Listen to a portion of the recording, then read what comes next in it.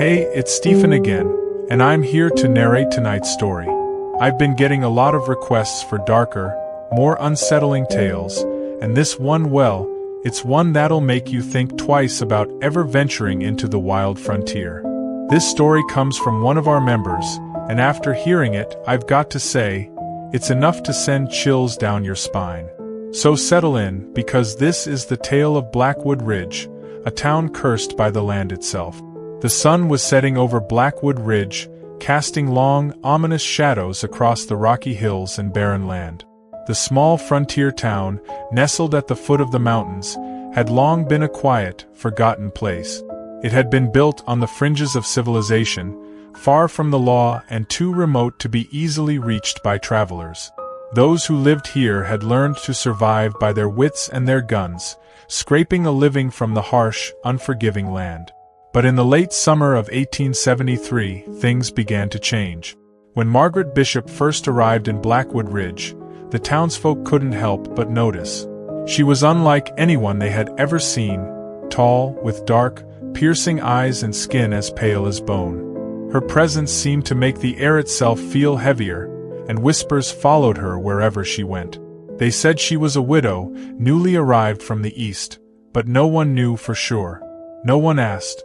There was an unspoken rule in Blackwood Ridge: mind your business and the land would let you be. But something about Margaret made the townspeople uneasy. Her clothes were a mix of worn, everyday fabric and finer, more unusual garments, long, flowing skirts in deep red and black, a dark shawl draped over her shoulders even in the heat of the day. And she was often seen alone, standing outside her small cabin, gazing into the forest as if waiting for something or someone. By the time the first strange event occurred, the people of Blackwood Ridge were already starting to gossip. It was late in the evening when a young man named Samuel McGraw, a rancher who lived just outside town, rode into the saloon, his face pale as death.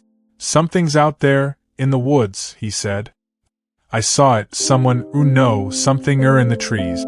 And it wasn't human." The saloon fell silent, the air thick with unease. Old Jack Dunn, the town's sheriff, was the first to speak. "What do you mean, not human, McGraw?" Samuel's eyes darted around, his hands shaking as he gripped his glass. "I don't know, Sheriff. I don't know. But it was like a figure, dark, standing among the trees, watching me. And it didn't move like any man I've seen." "Maybe it was just your imagination, Sam," the bartender said, trying to dismiss the young man's fears. "No. I saw it clear as day. And it was the same spot. The same place where that woman, Margaret, goes every night. Right by her cabin." The room grew colder. Margaret Bishop was not exactly a welcome topic in Blackwood Ridge, but no one dared speak of her directly. Not yet. That night, Samuel McGraw was found dead in the woods, his body twisted in an unnatural way, his eyes wide open in terror. His neck had been broken, and his face was frozen in a scream that would haunt the town for years. The townsfolk were in shock, unable to comprehend what had happened. The sheriff, Jack Dunn, organized a search party, determined to find whoever, or whatever, had done this. They rode out to the woods, the same woods where Samuel had last been seen. But when they arrived at his body, something strange stopped them in their tracks. Margaret was there. She stood at the edge of the clearing, her back to the men, her long, dark hair blowing in the wind. In her hand, she held something small, an object the men couldn't make out from where they stood. "Get away from there, Margaret!" Sheriff Dunn shouted, spurring his horse forward. Margaret slowly turned, her face calm, almost serene. The men stared in shock. In her hand, she held a bundle of herbs and bones tied together with a string of black thread. Without a word, she dropped the bundle into the fire that had been built around Samuel's body. The flames flared up, but instead of crackling wood, the fire hissed with a strange, unnatural energy.